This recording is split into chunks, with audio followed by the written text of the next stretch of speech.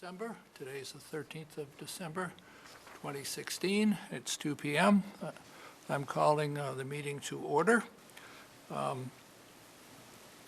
first off want to point out to you that I wrote in pen and ink on the paper copy of the agenda you have in front of you that we'll be talking about water test results in this meeting. And I also, we have a request that the meeting not go more than an hour and a half due to weather scheduling that's going on. So I'll just bring that to your attention. I was going to suggest that we start with the minutes from November and October, which we need to review and approve. And I think Adele is moving towards bringing a copy up on the screen. Oh, no, I went to the wrong page. Well, that'll do for now. Anyway, the minutes and minutes.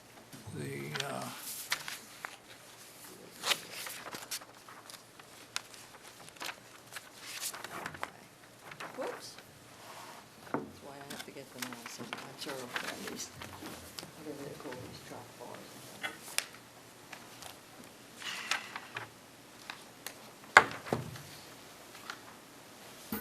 There we go. Well, I've got paper copies of both here if somebody needs to refer to them. Well, I have it, it's just a case of, oh, it won't work on the paper, okay.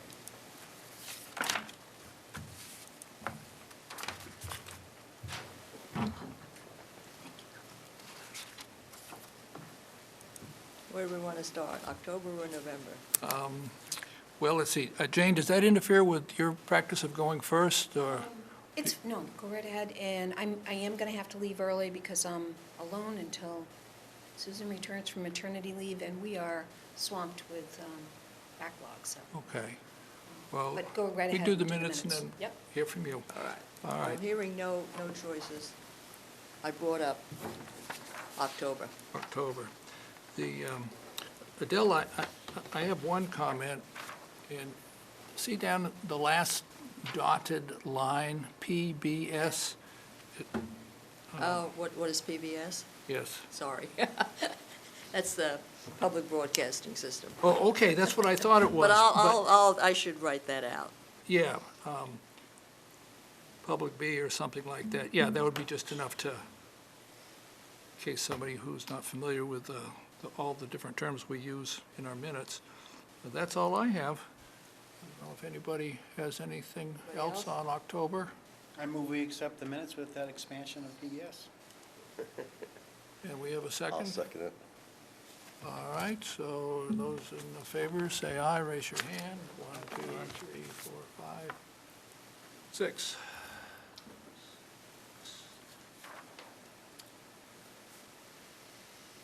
Okay, Takes care of that one. and November,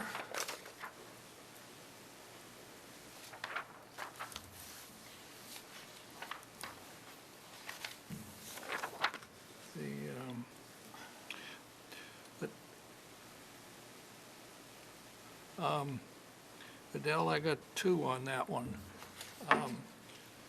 In the 1, 2, 3, Just 4. give me the first couple of words in the Oh, paragraph. okay. Now you've got Harris reported that Orleans was removing. It's oyster bags, okay? Yeah. The line is correct. I'm going to give you different information today. So, but this, That's what you said in November, yeah, right? Okay. yeah, that's close enough to what I said. All right, just to be clear. And the second one down here is, I've got Harris reported on a study the state had commissioned to identify sites of stormwater runoff into, and instead of continuing on from there, I'd read runoff into high-value surface waters or municipal well fields. And then from Route 6 between the Cape Cod Canal and the Rotary. That would be better. Let me say it that way. If I didn't say it then, that's what I meant to say. I value surface waters here, you or want- municipal well fields. Now, I've got it. You got it? Okay. But you said it was from where to where? It goes from the canal all the Oh, way okay, to. that's the part that really needs to be The- corrected then. Yeah, to, Because this just sounds like it's from the Rotary, from from here Route south to the Rotary, yes. yeah, And- Route 6 south of the And- Rotary. And I may have said what Adele wrote down, but it wasn't what I was I thinking may of. move To the the- Route 6 thing up. I have to run over. To Route 6, yeah, to the bridge, to the canal. Right, it's from the canal Just to for the Rotary. Just- Yeah, that's what I oh, It stops at the Rotary. Stops at the And that's Rotary. to look for places to put the stormwater gardens. is, Come up with some remediation, but basically, they wanted to find the high priority places. Yeah. And That high was priority the- is either a surface water, which humans are using for surface water purposes, or a municipal well field. That's what I mean to say. yeah, that was the woman who was had the grant to do that. Yes, yeah, that Kate Kenner, I believe her Route, name. yeah, right. Right. Right. Yeah, I understood that, and this was about that, right, okay. There's significance for us being the fact that we're stopping at the Rotary. Yes, Yes. And our water bodies happen to be north of the Rotary. Yes, and We're really and getting Minister that in- Schoolhouse happens to be the pond of preference here. So, yes, there's. Well, Kate Ken. well, we've also got Salt Pond, north of the Rotary. Well, Yes, two of them. yes, yes, yes, Okay. yes, you're right. Anything else on November? Nope, that's all I have. Anybody else have a comment? No? So we have a motion. I wasn't present, so you can't Oh, expect me. okay, Don't be looking at me. okay. Are we gonna say with that thing that says the canal to? As amended. As amended, good. Yep, Okay, as- I'll make a motion that we accept it as amended. No, Got to second it, or Jeff seconds it? All right, those in favor, say aye, raise your hand. 1, 2, 3, 4, 5, 6. Thank you. All right. Jane, I'm gonna, I think I'll work from my calendar, because then I can remember what it was I did last month. The emphasis of the Board of Health's activity over the last couple of months has been working on well regulations pertaining to the area which we are calling the mandatory hookup area, which expands from, the area downgrading of the landfill over to Nauset Road, down across to the bike path, and I should have brought the map. So in that vicinity that is identified for mandatory hookups, we are working on well regulations pertaining to requirements related to conversion of wells, existing wells, for potential use for irrigation. And so in working with the consultant, we've tried to lay some boundaries where that could be taken into consideration on a case-by-case basis. Basically, the whole area is restricted for irrigation use unless a site-by-site analysis is done, and it's determined that the concentration of 1,4-dioxane in the water is below the 0.3 microgram per liter threshold, and also that the Say the threshold again? 0.3 micrograms per liter.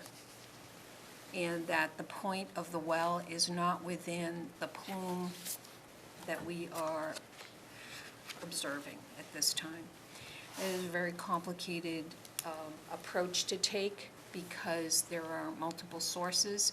We feel that indeed the landfill was probably one source of probably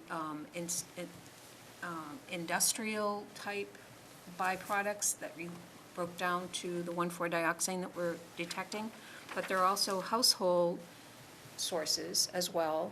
1,4-dioxane is a breakdown product that's results from anything with PEG in it, and it's an ethoxylation byproduct, and so we see it from Tide to baby shampoo to bubble bath, et cetera.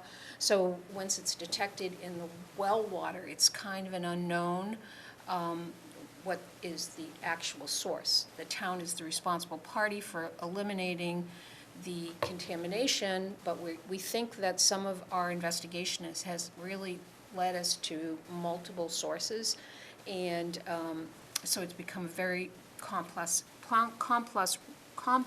regulatory and environmental investigation. So to that degree, we're working to the best we can. It is taking up an incredible amount of my small department's resources. I can just tell you personally. So we're working toward that end and working hand in hand with environmental partners who is in contact with homeowners. The homeowners then can contact us and so forth. So that is really the bulk of our department's work right now, and it's taken pretty much all of our resources. I also wanted. Can I just ask a question, because this is what somebody was in the landfill area who said something to me. She seemed to believe that she was free to keep her well for general use if she wanted to. No. And That's what I I'm thought. going to run up and get the maps, because honestly, this is really too complex to Yeah, just no, talk about. I don't Okay. need it detailed. Okay. I just wanted to confirm There is an my area, the area understanding. defined with this Okay. red line is mandatory hookup area. That means everybody that has a on-site potable well is no longer able Okay. to continue the use of that well for consumption purposes at all. Okay. And is that map on the website? Yes. Okay. Well, that's- And the town within that area, as I think Charles just referred to, is paying for the cost of the water line coming from the street into the home, and also for the cost of the plumbing, and also for the cost of the capping of the wells. So in wells that were in exceedance of the threshold, the process and procedure that has to be followed is a very strict guideline that's in the well regulations. It's actually in the state regulations and has to be, filled in properly, et cetera. So there are degrees of compliance with the code that vary depending on which area you are in and what the concentration of 1,4-dioxane in the well was and where your well is in proximity to the plume. So it's a lot. So that is really a lot going on in our department. I also wanted to bring you back to the fact that we met with our consultants, GHD, going over technical memos 3 and 4, which really are looking now at the hybrid approaches that we might adopt, might consider, or prioritize for consideration for the town moving forward. And that was held on the 15th of November. It seemed to me like it was a really long time ago, but it's not that long ago. And we did request that the people in this review group submit comments and so forth.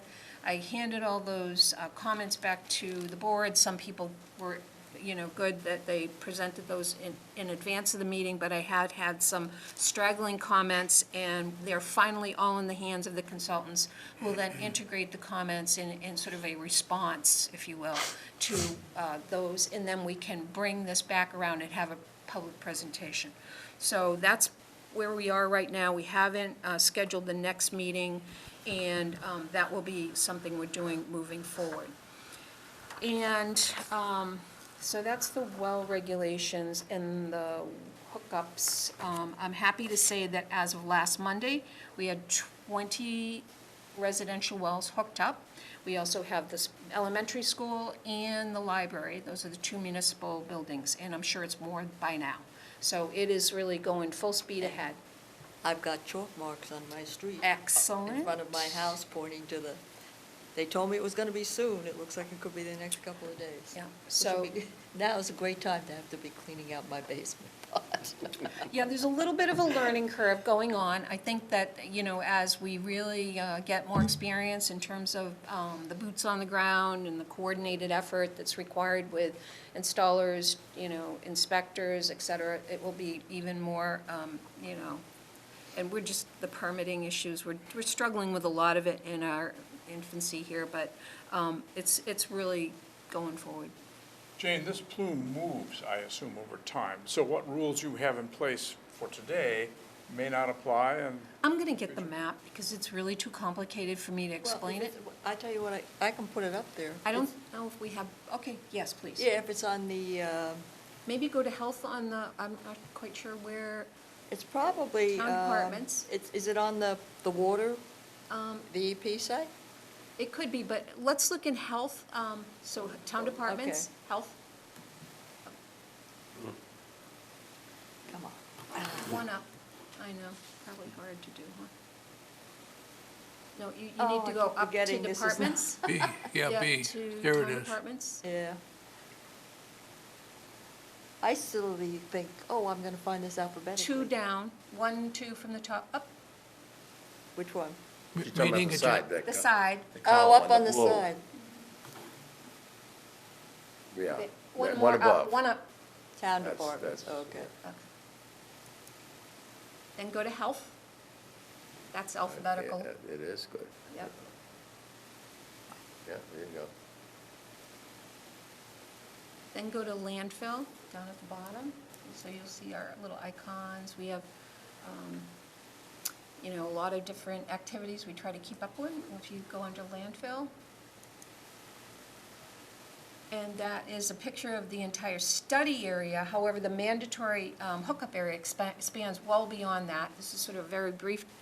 Okay, so now, It's one of these, Fact, fact sheet. landfill update this one. municipal water, maybe?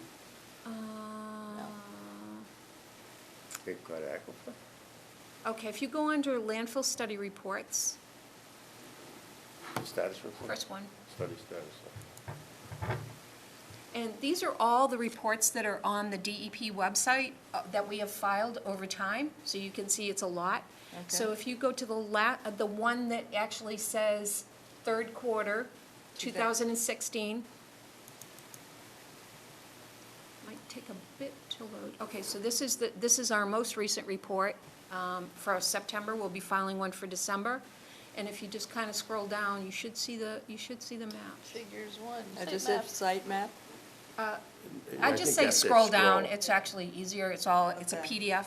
Let me see if I get bookmarks by any chance. Ah, okay.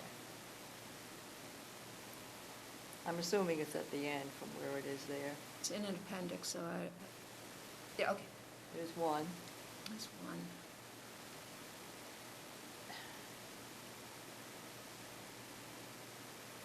Oh, no, it's So gonna list be of in the streets. next report. So if you just go back up to the first map, and I can kind of describe. Yeah. But so, moving forward, as the plume spreads, are there regulations in place to require mandatory hookup should the plume move to a new area? I'm just gonna go grab the map, The because map. honestly, I I thi- think it's easier. I think it's moving towards Salt Pond. Yeah, And once it's there, it's out in the ocean eventually. But, I mean, compared to the speed it takes to move underground, it still takes a long time to get out of Salt Pond, I imagine. But I think that's what we got, is the flow towards the ocean, and that's very slow, and you got a lot of people on the way. But I don't know whether the plume is growing or not. I mean, if we stop polluting in a That's couple what they're hundred years, trying it to should go find out. away. You know? Couple hundred years. I think basically that's what they're trying to find out, whether or Yeah, not the plume yeah, is I can is believe. growing or not.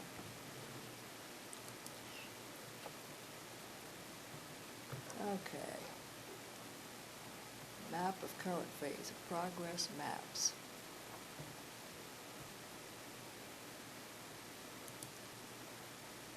you know, if it's extremely expensive to do this process of Yeah. saying who can do the well and who can't, suppose you just gave everybody a bonus of $500 not to use their wells.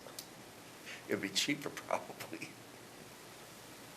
It's another map, landfill, but I don't think it has a red line. Yeah, and the amount you save, you know, using your well water versus buying it from the meter, you know, it's a little bit, but I think it wouldn't be, depends on how much you water your lawn. If you don't water it very much, it wouldn't make too much difference. We had that option once where we were in our last place, we actually had 2 meters, one for watering the lawn and one for the drinking water. Because, it was to say, because if we watered the lawn, we weren't putting it into the sewer afterwards. And so we were allowed to not pay for the sewer costs for the water we did. Have you done the numbers, Scott? Do you know what the differential would be to use municipal water for sprinkling? Well, I mean, that's what you usually do when you're on public water, because Right. very few people have wells. You have no choice, right? Oh, I see. But we had the 2 meters because the stuff we used for watering, we didn't have to Did pay the not go sewer to the sewer, cost. you didn't have to pay sewer check. Yeah, right, which was Yeah. included in the water bill. It's okay, volume so, 6, is that it, Jane? Jane is holding up the Okay, so I'm just map. gonna, this area, what I think I'll do is, I actually did a presentation at the conference last week, and I'm gonna invite Laura Schrader down from Silent Spring. She preceded my presentation, and I think it sort of encapsulates some discussion about emerging contaminants. Ours is more of a case study, talking about the landfill, and rather than waste your time right now, I've really kind of consolidated all the information in about a 20-minute presentation. It's just more to the point. So we'll do that. I'm going to invite her in January, and I'll let you know when that meeting is going to take place. So this is the area bounded in red in terms of the mandatory hookup area as identified through our environmental investigation and our communications with the Department of Environmental Protection that would cast a very wide net and provide a permanent solution to consumption of the contaminated water down gradient of the landfill. And as I said, in the course of our investigation, we've determined that there actually are multiple sources, but we are named the responsible party. So this actually was a very conservative boundary, as you can see, because our study area is only with the lots that are shaded. We extended really far beyond that. So we thought this definitely satisfied DEP. They were very appreciative of the permanent solution, which is so conservative. We know that groundwater is not actually unidirectional, but we have a very complicated, complex, I should say, three-dimensional hydrogeological model that we're developing. And to a certain degree, the central area has the most densely concentrated plume path, let us say. We know we're seeing anomalies out here, but we know this is basically the general direction. So what we decided to do in terms of establishing regulations pertaining to this area, basically our Board of Health regulations now say that anyone within this boundary must hook up to municipal water for consumption. And if you want to keep your well for irrigation, you have to apply for a variance, which is a site-by-site analysis. We know in doing this three-dimensional modeling that there are actually 2 areas that we can almost split this bounded area by. This is Schoolhouse Road. So to the east, there's less concern about human exposure or what are called critical exposure pathways because the groundwater direction from the landfill goes quite deep once you pass Schoolhouse Road.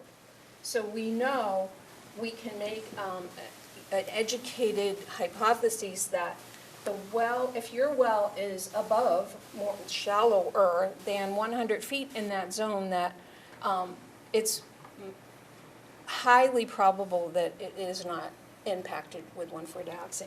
Whereas over in this area we're calling the central area, we have much less degree of certainty. So there is a much higher degree of individual site assessment that's going on in my office with our consultant to make that determination. So that's where we are. But I they're hope that still answers the all in the question. mandatory area. So even though- everyone, so I hope that answers your question. We know the groundwater direction. We know, in my presentation, actually, I did an overlay with the groundwater contour map and the lens that constitutes this area, and it pretty much goes like this, because it all goes and feeds into Salt Pond. So it really kind of makes sense when you put the whole picture together. So it's basically everything that's up there, really. That's all the mandatory. yeah, hookup see, area. this- Plus the which- little bit on the, well, yeah, and also that Eastham. What's well, the shown lake right itself. here Yeah, was the boundaries of the study area. Yeah, The mandatory area for hookups is that very conservative net that we cast that extended really far to the east, because we were very concerned, particularly in the upper area, that what we were seeing was somewhat unpredictable. And so, given the geology and the conditions, we just didn't want to make any error that was not conservative. So groundwater does move, and depending where you are, it has a certain velocity. And so this plan of action that's being funded by the town will create a permanent solution to human exposure to the contaminants, some of which probably are coming from the landfill, and some of which are probably coming from wastewater. Jane, can you just hold up that, the map again, the one you have there? This one, Yeah, yeah. I want to see, like, this is Schoolhouse Road. that schoolhouse. So when you look at that map, Yeah, you can see it. This, it's here, I mean, there's an exception here, but in general, you can see, we know the depths of many of these wells, probably about 25% of the wells. And in this area, particularly Yeah. in here, these are very deep wells, whereas obviously if you're closer to the source, the wells vary in depth, and there's a lot of anomaly up there. but it's, you run up Schoolhouse Road from 6, but you take in those properties to the left of Schoolhouse. Right under To the the, right. no, they're in, the ones to the right. I'm wondering about there, I don't know what's there. It looks like there are 3 properties to the left of Schoolhouse. Yes, Or yeah. is that still Old Orchard where it is there? That may be still Old Orchard.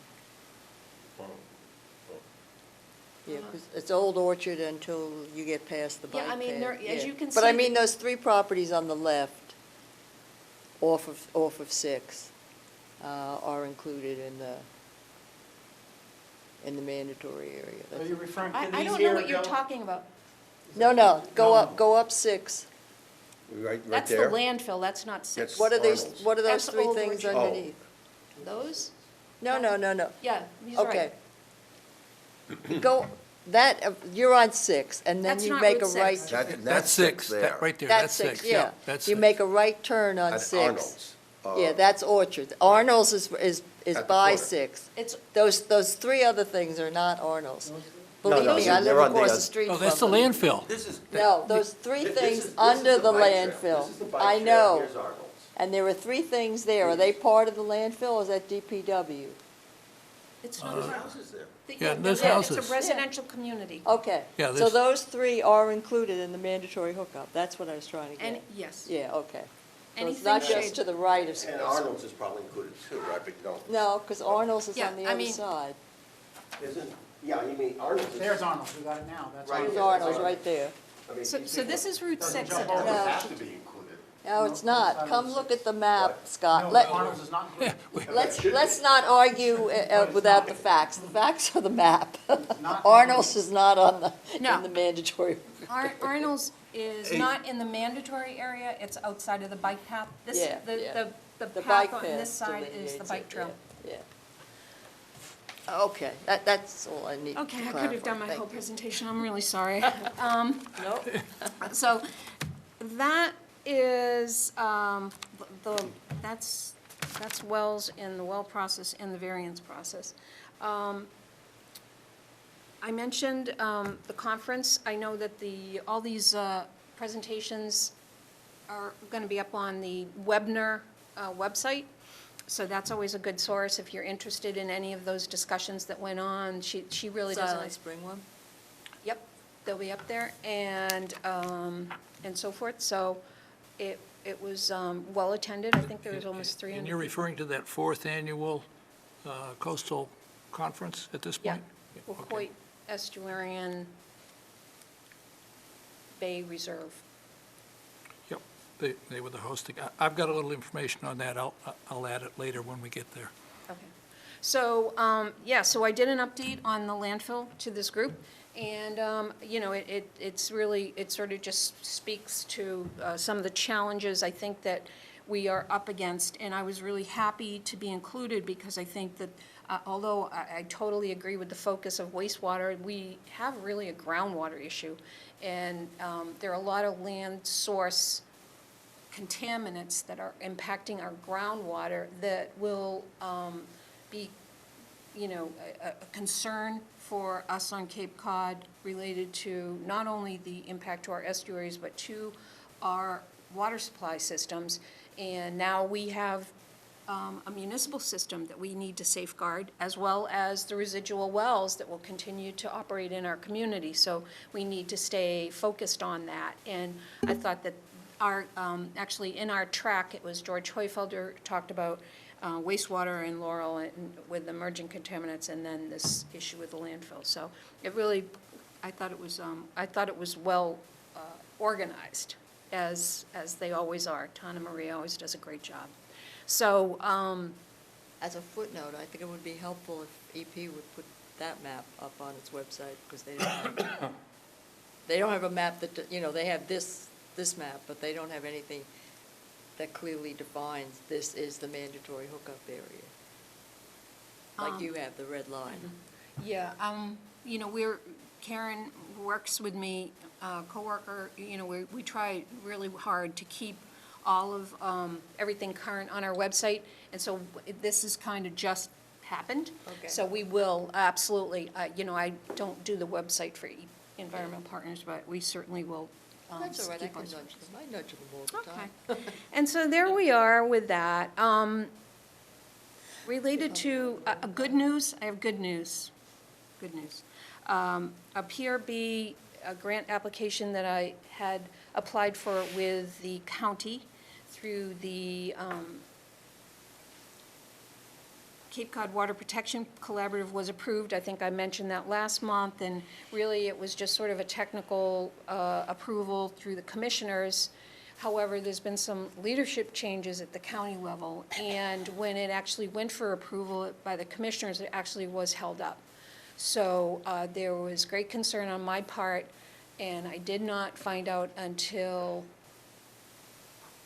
last Wednesday, after the commissioners' most recent meeting. It was sent to county council for review, and I'm not quite sure this doesn't actually have anything to do with the town of Eastham. I think it's more of a political situation and so forth, administrative situation. But it finally did get approved, but it was very tenuous. So I'm very happy to report that I don't have a signed contract, but it was signed by the commissioners, so I'm very, very grateful for that support. So that is going to kind of move us into the next phase of actually doing some analysis. It's very expensive to do these environmental investigations, to really determine impact. Most LSPs, licensed site professionals, put in monitoring wells because that's really sound and true. What we used in our evaluation are private wells, which are really complicated because you don't know the exact depths and all of these factors. So what this study is going to do is take a step back and look at all the historical well data that we have related to this investigation and marry it up with all the nitrate, nitrogen data we have from wells, looking at every well depth, trying to correlate where we see nutrient enrichment and perhaps landfill enriched waters, and come up with perhaps the best placement for some type of pilot approach to taking nutrients out of the groundwater before it impacts environmentally. So we are very concerned about Schoolhouse Minister's Pond. We are very concerned about Salt Pond. So if we were to intercept the nutrient load in the groundwater before it hit those receiving waters, this would be a way to actually have an influence on improvement of the water, theoretically. So that is the focus of this study, funded by the county. And we are also, we are going to test some of the monitoring wells that were established for the landfill investigation, and also supplement sampling from a small project that was done by the Cape Cod Commission on our behalf, doing the site assessment for Salt Pond. So, that's like a lot, but I think it leads right into the next thing, which is Schoolhouse Minister's Pond. I know that, you know, we are concerned about it. We did have the company come down in the fall, Solitude, and they did an assessment for us and gave us a potential proposal for work that needed to be done to look at, is it macrophytes, or is it, you know, nutrient-driven, or all kinds of questions to that effect. So I think this goes hand in hand, because although this is actually not my area of expertise, I have reached out to Liz Moran, who's been our limnologist in the past, and also to other communities that have had remediation projects successfully done, namely the town of Chatham. Dr. Bob Duncanson, he's done a lot of work, and he's really provided me a lot of guidance. So I asked them both to weigh in on the approach for doing this aquatic vegetation survey, and I was really under a time crunch, and it just wasn't going to happen this fall. So to, you know, the abutters of Schoolhouse Pond, that's what our next step is. First of all, trying to look at where the nutrient stream is coming from, because I don't think we're going to be able to solve the problem unless you really get at the source of the nutrient load. So it's, that's one thing we're going to do through this PRB investigation, and looking at the actual sources of the nutrients, in addition to doing the vegetation survey. And I'm still waiting for final comments. I wanted to share with Liz the comments I received from Chatham before I went ahead and actually really nail down the contract. And obviously, this work can't take place until things start growing in the spring. So that's where I Kay, am. I was wondering, when I went back and I looked at this miniature schoolhouse stuff, and the problem we've always had with getting the state's attention about their runoff from Route 6. I wonder now that it's been established that Minister Schoolhouse is in the Salt Pond watershed, and therefore is contributing to degradation of the estuary. Mhm. Whether or not that gives us a better handle on getting the state to do something about it, considering all the pressure out of the state DEP about cleaning up the estuaries. I mean, before we were approaching them solely on the basis you're messing up our pond. I mean, now it's, well, by the way, you're messing up the estuary, which the Cape Cod Commission has defined as one of the 10 priorities in the 208 plans. I'm wondering if that gives us a better shot at, at least trying again. We haven't given up. Yeah, but we haven't been in contact with them in a long time, not about Schoolhouse Minister. Yeah, they're a hard group to rein in, to be honest. Oh, yeah, no, I know that, but Yeah, I think. all you can do is keep I beating agree. on them. I agree with you. We are still working with the Cape Cod Commission on the drainage into Salt Pond. So, we have two issues. We have a saltwater impact, and then we have a freshwater impacted water body. Mass DOT is very reluctant to accept responsibility for water degradation to anything in the state. So we'll see, others have tried, and others have failed. Mass DOT has a limited budget, and they have their priorities, and we have, a problem with water quality. So I agree, it's part of the system. It's part of the system. Yeah. I agree. I don't know, I would think that, we never did send a letter from because it all got tied up somehow. But we had, a couple of years ago now, we talked about getting the selectmen to send a letter, and I think it's, maybe we don't get anything from it, but I think it's worthwhile to take a shot to raise the issue. I agree with you. I do. Because, it doesn't hurt. It puts you on the record. We are going to be, Especially now, we know that, but it's DOT that funded this other study, isn't it? The one that woman did? Yes. Yes, that's my understanding of it. I think so. Kate So, look, Kettner. this is very nice. So we have these two water bodies, just north of the Rotary. And excuse me, you're dumping in them. You don't even have to send someone out to find out It does where fit. it is. I agree. Okay. Jane, is there any relationship to the health of those two ponds to the plume? It's right in the path. Has Yeah. that been established, that there's some impact? Well, we know the direction of the groundwater, so when I do my little presentation, and have the overlay of the groundwater contour map, you can see that it is moving in that direction.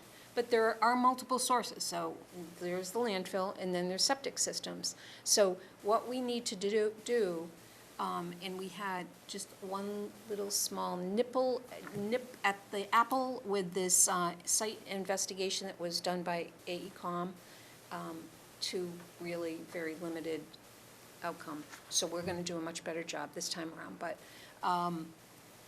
we need to figure out where horizontally the nutrient, and is there an overlay of where this landfill and enriched nutrient plume is? If we can determine its elevation, and we put a substrate that intercepts the water and can denitrify it, and at the same time can bind up other contaminants, then we've achieved a lot. You're protecting the watershed. And so that's the environmental, issue. So you're right, we obviously are seeing enrichment, and again, this is so not my field, so. But, we certainly see an enriched water body. When I had the water biologists, they have a fancier name than that, come down and look at Schoolhouse Minister's Pond, they actually were kind of thinking it was more of a natural process, that this, that is this really, this isn't, in their world of what they go to look at that's so bad. This wasn't, on the spectrum of, however, that's why they said the first thing they need more information. They need to know what kind of plant life we're talking about, is really looking at the water biology aspect of it. So, however, what you want to do when you are looking at improvements of a groundwater system, which is, these ponds are just reflections of the groundwater. How do you get the nutrients out of the water stream that feeds into the water body? Well, it's not easy, and it's probably not cheap, but if we're going to improve Salt Pond, I think there's so much to be gained here, and I'm just asking for historical review of stuff I'm not asking for millions of dollars to put all these monitoring wells out there. I'm saying let's put our heads together and collectively look at this cross-section and see if we can come up with a three-dimensional model. Maybe we can't, but maybe we can. And if we can, it's way cheaper than paying for all these monitoring wells, right? And it's doing something. I like to do things. I really hate planning things, so I'd really rather invest my time and energy in putting in some length of a buffer that might actually work. It might work, it might not, but it might. How deep does the buffer go? It would depend, where you would put this barrier and we will have an expert looking at this, not me. It depends on, groundwater direction and where the nutrients are and/or organic contaminants are in the water stream. And things don't all travel at the same depth in the water column. I You heard did say water something- sampling, Yeah, right? yeah. I heard you say something about if the well was less than 100 feet deep, people on Well, the depending on- east side of yeah. Schoolhouse Road. Well, that's because I'm talking about a specific Yeah, organic but you can't put a solvent barrier 100 feet down. component. right? No, it depends, yeah, so there's a lot of logistics related to what is actually an achievable solution to a problem. So you have to look at all of that and positioning. So the first thing we looked at was right up against Salt Pond, and we put in a couple additional monitoring wells to try to determine, do we see an increase in nitrogen at these multiple variant depths? And the answer was, in one of the monitoring wells, we saw a little elevation, in another one, we saw a little elevation. Is that enough to hang your hat on? Not really, it's not like enough of a problem to solve. So maybe that's not the best location. That's where I'm going with that. Maybe we look at what we already know and throw that up on the horizon to do an analysis. We have spent probably close to $1 million on investigating this. Shouldn't we try to use it for some positive, endpoint? I mean, it's just me thinking, but So you're thinking maybe we need to go further away from Salt Pond? I'm thinking maybe that's a better thing. I'm thinking maybe we know what we're dealing with right on Old Orchard Road. Maybe that's a better place to be. We know what the monitoring wells were from the landfill ES&M well number, I can't remember the number of it, but it's had very high nitrogen. So maybe that's the place you put a barrier. You have a lot of obstacles. You have to own the land, you have to have rights to the land. There's a lot to it, but, something to look at. This is not new. This is not a new approach for this type of, it's been used in hazardous waste sites. So, the individual that will be subcontracted doing this is really gonna be a collaborative effort between several parties to put this little assessment together. And one of the individuals is actually working for our neighboring town, Orleans, and looking at their landfill and their 1,4-dioxane plume. So it's really just, we're gonna be gaining a lot from what other towns have done before us, but that's where we are with that. And that's pretty much it. And then, as I mentioned, I thought this would be of interest to this group, is to do the presentation on the emerging contaminants, and Laurel has offered to do that with me, so I'll probably set that up in January. Yes, Hopefully please. before January 30th? Before January 30th, yeah, because I've been trying to coordinate this with her for like a year, so Is I'm that almost a- embarrassed every time I see her. We're leaving about that time, that's why Oh. I'm saying that. Okay, I won't be back for 6 weeks. okay, so that's it for me. I can always watch it on the, All right, thank you, Jane. All right, let's see if I can, I think the best use of our time would be to. well, maybe just before Jane goes, since we're talking about Minister Schoolhouse.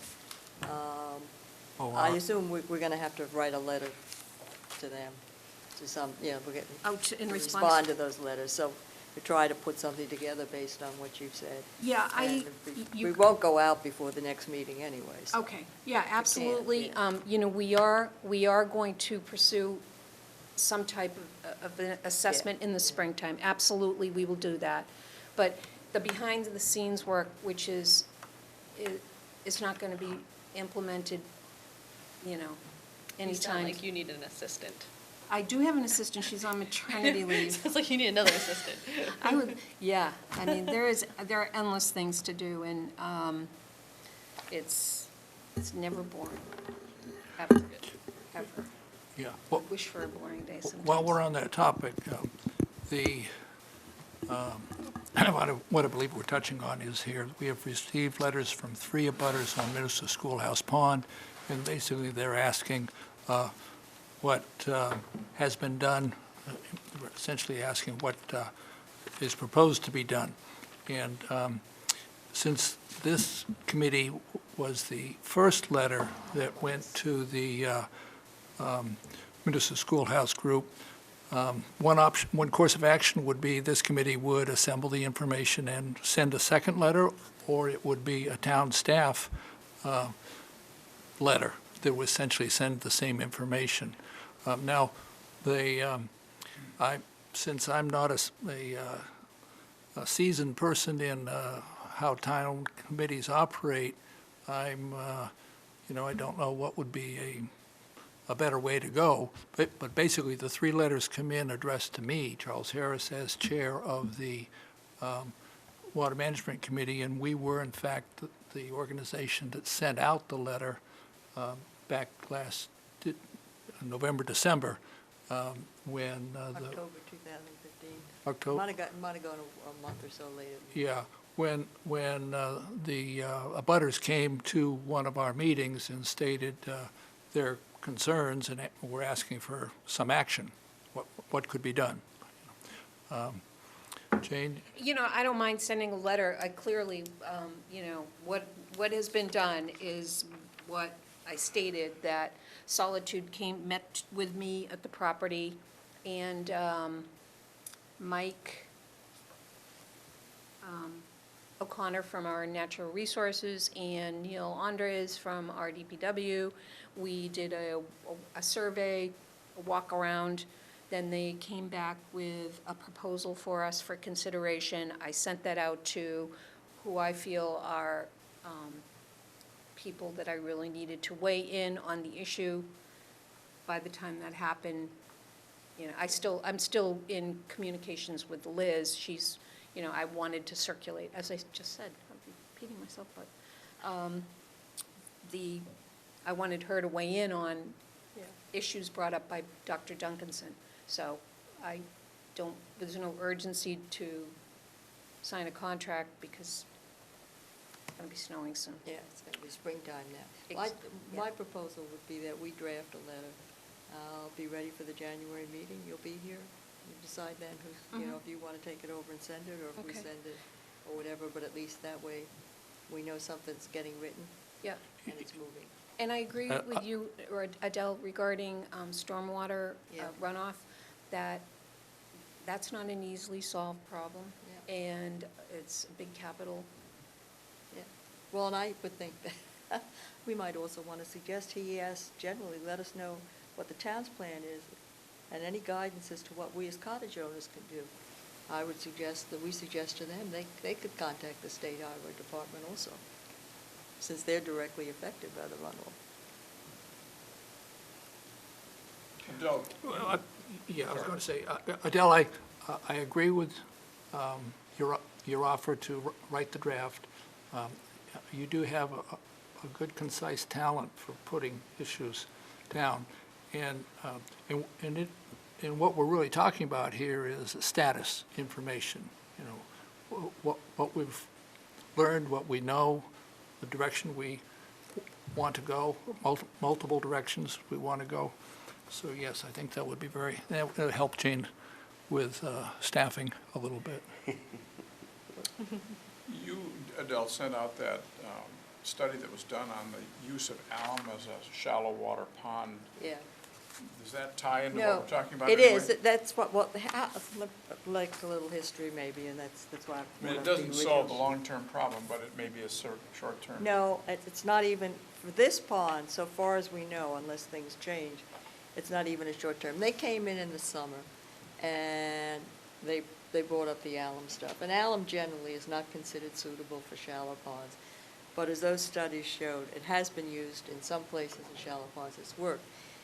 But if you noticed in the one that was a summary of all the studies, in the first paragraph, the point they made is it is not effective where you have a high level of macrophyte growth, because the macrophytes senesce and they kill off what the alum is doing. That's the problem in Minister Schoolhouse, and that's why we shifted to talking about harvesting. Because that in fact is what they're complaining about, the macrophyte, because these are the abutters. I mean, they're not looking to the, how this affects Salt Pond or that sort of thing. They're looking to, how do we get water in front of our property that we're happy with and that's swimmable and that you don't feel yucky? And when you say harvesting, you're talking about a device that removes the weed growth. Yeah, Or and people. even including the Sorry? possibility of Or hand people. harvesting. Yeah, That's- whereas- Yeah, it could be mechanical or hand. And to that But that- point, the aquatic biologist who did the survey saw healthy, species and. Yeah, so that's the question. So the So, I question mean, is healthy. To satisfy these abutters, is that an avenue that we should consider? Because I think to find out the source, it's going to take a long time. Yep.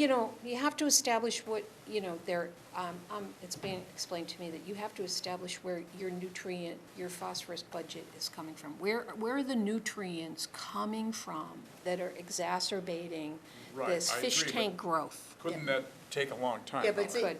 that could, but in any case, and that's what the next to last paragraph in the letter told us, we can't just tell them you can go in there and do it or you can hire somebody. They gotta get permitted. In order to get permitted, there needs to be a survey to identify nuisance species, determine whether they're protected species, et cetera. So that's part of what this whole contact with solitude is about, that they would do an aquatic plant survey as We well as just can't giving show up on a us Saturday and advice. rip out weeds. No. No, And so that's why it's, you got one step in front of the other sort of thing. But when you step back and think, maybe the advantage of doing interception is like actually two pluses. So if you reduce the nutrients going into this water body, the outstream down gradient is also improved. Yeah. Yeah, well, it should be. So. I'm just gonna let everyone know we're at Three. Oh, it's 3 o'clock, thank you. Right. All right. All right, good, we got a plan. I'm suggesting that we move to the subject of water testing result card. Do that one. And you want to lead us on that one, Adele? Give us your insights? Okay. As I mentioned in the cover minute, I don't think it's worthwhile to sit, and do any detailed work on it. I think what we need to do today is to reach a decision as to whether or not we think it's worthwhile. This is the card that you currently receive if you've had a water test, which you get every 3 years. So Eh, you're ahead. suggesting that we add extra information to make the card more meaningful to Yeah, the and general basically public? take out, in order to add extra, obviously you gotta sort of cut out a little bit of what's there. But so I just wanted you to see this is what somebody gets now. My problem with this card is, although it's accurate, it is misleading from our standpoint with respect to our concern about nitrate in the water, which is really, this whole project pretty much started not because of nitrate per se, but because of concerns about septic contamination. It was the Water Management Committee, Carl Weiss at the time, who was the then chair, who was pressing for this and that sort of stuff to determine the extent to which we had septic infiltration as well as the nitrate. But this makes you think if you're under 5, you're home free. That's not true if you're concerned about septic infiltration, because anything over 2 is conceded by almost everybody to be septic infiltration, and there are some people actually, I should say people, some scientists who think that over 1 is septic infiltration. So, what I did was tried to fool around with some language as to two different versions. Try to keep something obviously about the nitrates, because as long as we're doing it, we have to give them that information.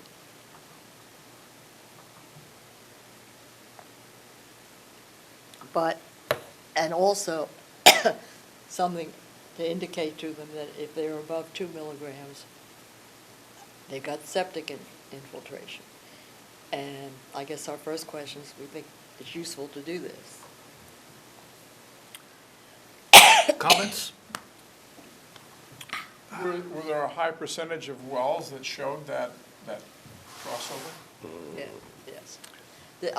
You came after the many water, I won't use the word fights, water system discussions in which a lot turned around this, and the 2 milligrams, even before the landfill issues, and there were many. I've got, and it's very, as Jane said, groundwater doesn't flow in a specific direction or uniformly or something. So, and you can see that was our card. We had 2.4. I don't know what the 2.4 was. All the years that we've been doing it, and we were doing it even when we were renters, we never were much above 1. And then this last time we did it, all of a sudden it was 2.4. So, and it's not coming from our septic system, because our septic system is in a place where it would have to run uphill to get to our well. So I don't know where it's coming from. But we've got a neighbor diagonally across the street who's got 9. And over in the Bay Area, especially that Steel Road campground, that area up there, lots of people in there have very high levels. And I know somebody, he's not exactly in that area, but he's got a 14. That's scary. So that, and there are lots of high levels. And, and you could understand why, because we've got all these septic systems. And in fact, our neighbor across the street, he thinks this is what it is. There was the house next to him had a cesspool. And although that cesspool has been replaced, it's not clear that they ever did what they needed to do about, whatever they do, clean it out or get rid of it. I don't know what they do when they stop using a cesspool. So he thinks that's where he's getting his 9 from. So, I would say it's a good idea, just because the previous one doesn't provide a whole lot of information. Like, if you don't know anything about nitrogen levels, how water works, hydrology, you're just kind of like, oh, I got a number. Like, okay, and there's no frame of reference of what's going on in your well or around you, and so this adds a little piece to at least get the general public thinking about, okay, why should I care about this number? And kind of the moment you'd be like, well, there might be some septic in your drinking water, you have the opportunity for the public to be a little more proactive about the health of their water in their immediate area, and just to give it some context. Sure. And so I like the idea of providing more information. So what you're saying is 5 milligrams is bad for you, but as little as 1 milligram says there's a problem going on. not as little as 1. Certainly anything over 2 Oh, says there's septic effluent. There may not be excessive nitrates, but there's septic effluent, things which they're not carries the testing. contaminants of emerging concern and, all the other Oh. stuff that your septic stuff now does. we get these maps you can get them on the internet for going back to septic results for various years. Yeah. And there were 3 colors on there, it's red, yellow, and green of the ones that were tested. And Yeah. a lot of houses are Yeah, blank because yeah. they didn't get tested. I think it was voluntary, it's always sort of Yeah, it voluntary. is voluntary, yeah. I assume the red was over 5. No, I don't remember what those numbers, no, there are 2 separate things going on here. One is nitrate per se, whether or not you have a nitrate problem. Nitrate itself can be harmful. Now, as this thing points out, that Cape Cod Regional Plan says over 5. but the Massachusetts drinking water standards and the EPA say don't go above 10. The reason the Cape Cod Regional Policy Plan says 5 is because there have been studies done that indicate if you are above 5 on nitrates, there is a high probability that at times you're reaching 10 or more of nitrates. And so it's not that above 5 is per se bad for you, it's that, it's the canary in the coal mine thing, sort of thing, for nitrates itself. But there is a natural occurrence of nitrate in groundwater and in the ground, and that is considered to be either 1 milligram per liter or 2 milligrams per liter. It used to be that used to be, I think, the preponderance of scientists and stuff believed it was 2 milligrams per liter. As time goes on, there are more studies that are suggesting it's only 1 milligram per liter. So possibly if you're above 1, you have septic effluent, because that's where is this nitrate coming from in your groundwater? I mean, it's got to come Yeah, from well, your septic. Where else can it come from? Yeah, and if you So- get what else is coming along with it. Yeah. That isn't being tested. So, but certainly if it's above 2, it means that you have septic effluent in your groundwater. And so even though you might be safe from the standpoint of nitrate, you might not be, I should say you might not be safe, but you might not be in a good place with respect to the amount of septic. As the percentage goes up, as that number 2 milligrams, as that number goes up, that's the increased percentage in your water, how much of what you're drinking is basically from your septic effluent. So that's the purpose, to have people understand. Yeah, so you don't know what the levels were for the yellow? We went through all that I would stuff, imagine but the I red don't must be remember over what 5, those. right? Yeah, I don't remember them anymore, but all those things I think are still online, those charts. The Yeah, charts and- are, but I don't remember what. Oh, well, yeah. I just don't remember the colors. the numbers Yeah, offline. no, Yeah, I got my card, and I was okay, and it got recycled immediately. I like your idea that this discussion's yielding more information than I got from that notice. I don't think it's a bad idea to include something that's relevant. Yeah. Total health of the Cape, maybe, Yeah, I was wondering, so we just send out one card, Yeah. and I mean, I personally like number 2, but if we're already sending something out, could you send a little like Yeah, a map? We only send it to the people who are, that year, it's their turn, right? Yeah, We don't send it to the people who aren't getting the is it a offer. voluntary thing? It's a Yeah. voluntary thing, but only once every 3 years are you eligible, and they stagger it. yeah. So there's probably a lot of people that didn't even bother with it. Oh, you look at the map, everything that's blank is people didn't do it, didn't turn it in. There's Well, lots if of they're blanks on seasonals, they there. may not have even known about it. Or Well, they had sent to their permanent when we just had a summer house down here, we'd get the card and we'd still do it. Uh-huh. Yeah. And So- just So agree, say, yeah. So you get the little card, but do we want more people to participate? Oh, would like, Because more information would probably encourage people to participate, because as it stands, the card doesn't really, hit home why, Oh, why yeah. should I care is the original really- card didn't say, yeah, that's the original card. Yeah, it That's just kind of the- has okay, regulations. It just says you're testing for nitrate, it doesn't Yeah. say this could be a sign that you're getting septic in your water Yes. table. And if then it that did, it would becomes a get- public health issue, and is there a stronger way of getting compliance? I mean, I don't. Well, I Uh, don't think the town is yet ready to declare it's a public health issue, because if they did, in that sense, that they had some regulatory power, they wouldn't, that would have happened long before we got into the issue of the landfill, because the high nitrate levels in the water have been around for several years. I mean, ever since people started measuring this.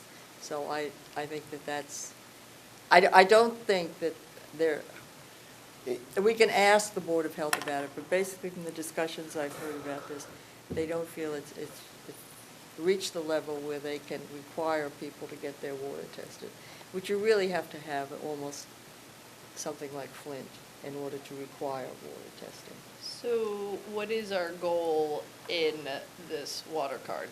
Well, the goal in the water card is to move people away from thinking that if they get less than 5, they're fine, and, they should forget about the whole thing, and to get them to understand it's not just nitrate in and of itself, but also that number can be an indicator of other problems with the water, and that's why the second one is written the way it is. I like number 2. Yeah, so do I. You're,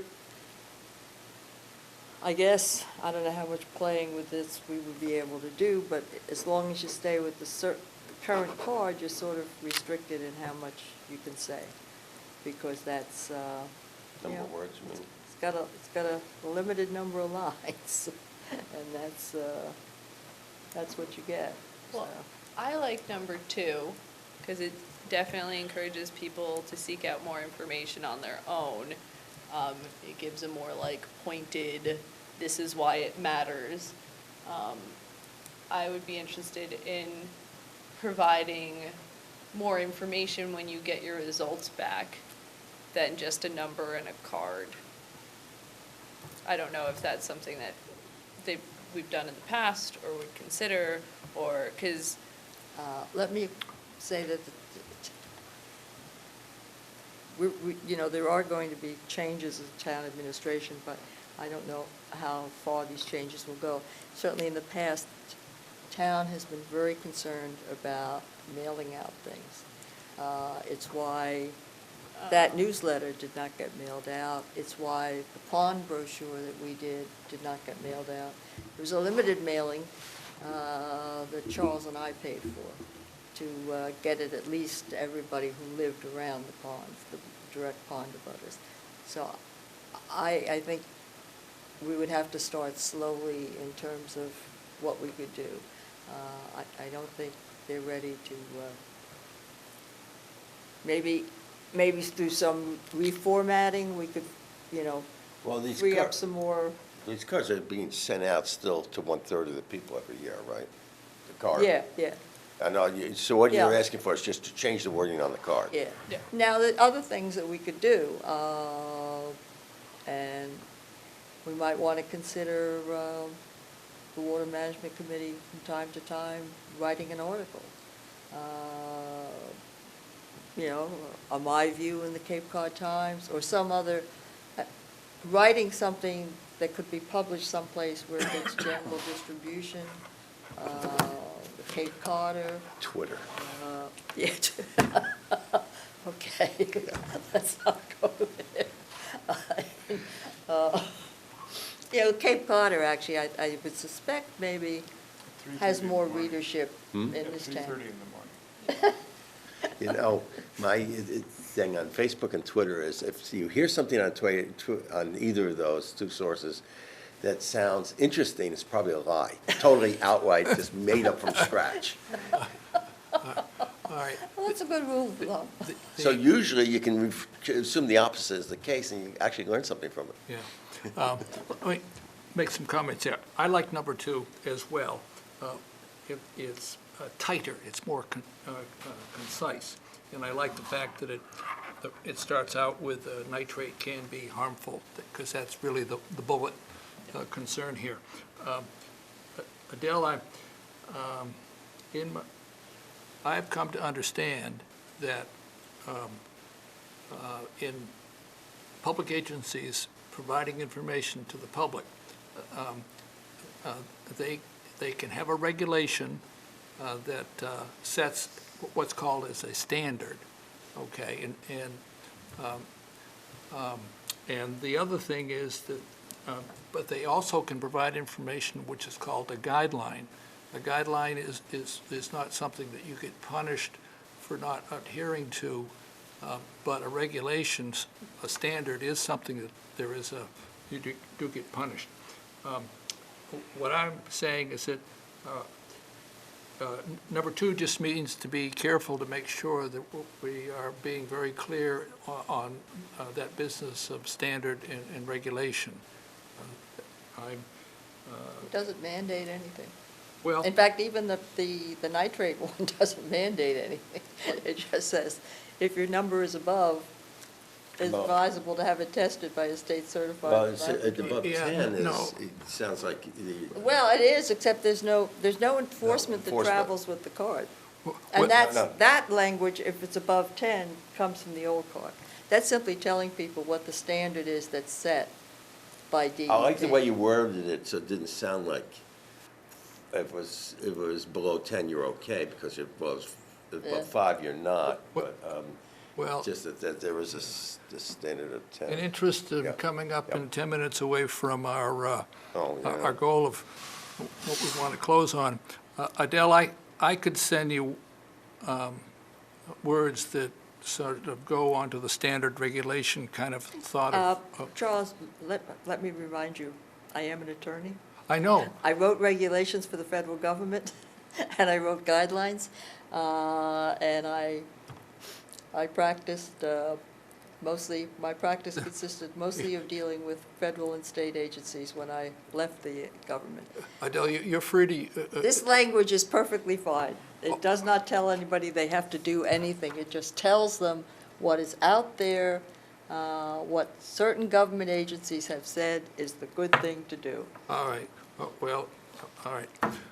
Let's just leave that right where it is. And this is actually what was on the prior card. The 5 and the 10 is the it- stuff I took from the prior card. Yeah. How do you want to handle this? You want to? Well, if everybody thinks, nobody wants to talk about it anymore, and if everybody thinks they like number 2, then why don't I send that along to Jane and tell her this is what we've come up with? I'm certain it's going to be a while, because she'll use up the existing cards before Of she course. does anything. They printed So, already, whatever. Well, Yeah. actually, printing them isn't very expensive compared to the mailing costs, you know? Yeah, that's I mean, true. the That's the true, yeah. piece of paper is Yeah, that's why we got the 1% of the cost. Okay. Wait, do you have extra space to include the thank you for participating in the number 2? Well, Okay. you can see where I'm at. I got to get it in 7 lines unless we 7 refound out lines. the Oh, card. that's your point. And I got 1, 2, 3, 4, 5, I got 7 lines. Okay, never mind. So, then. Because you got the blank in there, yeah. I can play around with it. Maybe the card can be reformatted and I can squeeze out another line. Fine. The, You can always change it back. Yeah. All right, so Adele, I hear you. You're going to make a revised draft, and you're going to send it to Jane. Okay? Good, If good. I can work it out. Well, Do I think you want a motion for that? yes, I would think Well- it would be helpful. I would make a motion that Adele sends that wording, or something very close to it, Number 2? number 2. Okay. I second it. Do people second it? Yep, it's good. So discussion further on that? Okay, not seeing. Those in favor, say aye. Aye. Aye, so we got 5, 4, 6 on that. 6-0. No one was, obviously, no one was objecting to it. So, good, good.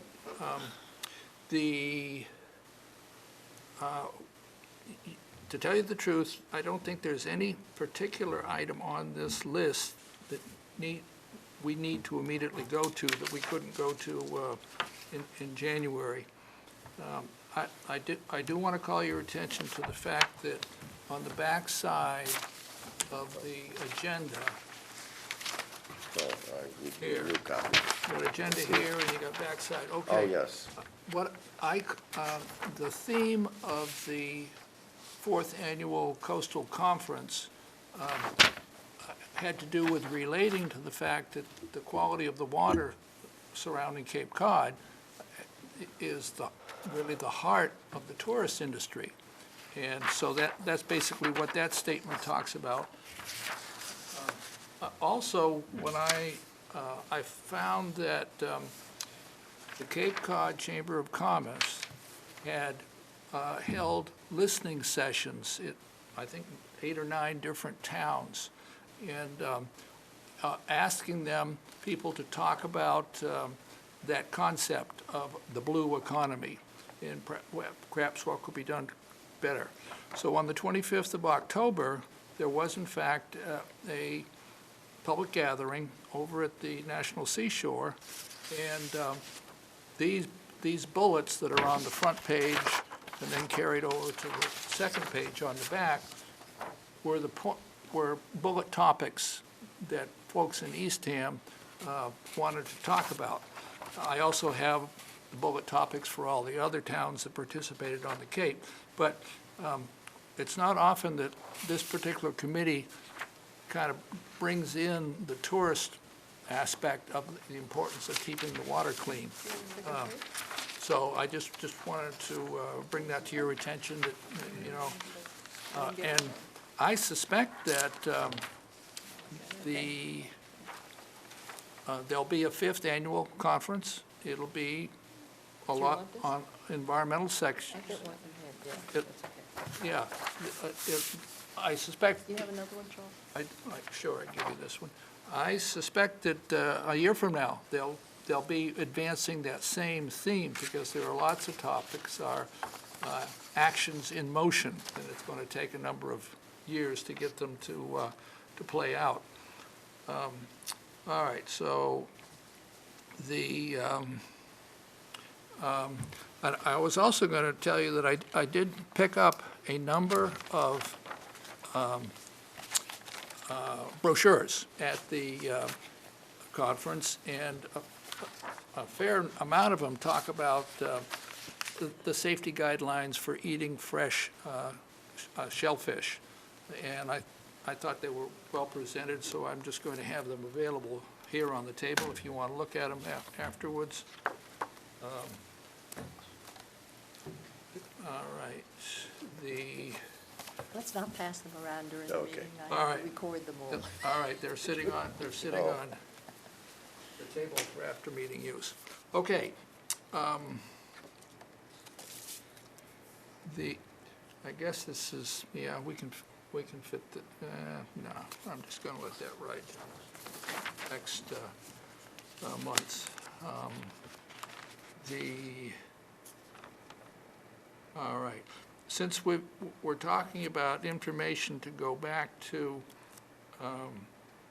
the abutters for Minister Schoolhouse Pond, I did send an email to Neil Andrus asking him for the status of installing some type of stormwater abatement that runs down Park Street. Down the Park Street landing there by the elementary school and into Schoolhouse Pond. He and I had a conversation more than a year ago on that. And just because it was sort of the year anniversary coming up, I sent that email to Neil. And I'm hoping that he will come back and say something like, we have a design, or we have a construction date, or something like that. And that does fit into the letter that would be going back to the abutters, perhaps, if we have it, or if we don't have anything firm to say, that would be premature, we wouldn't be doing that.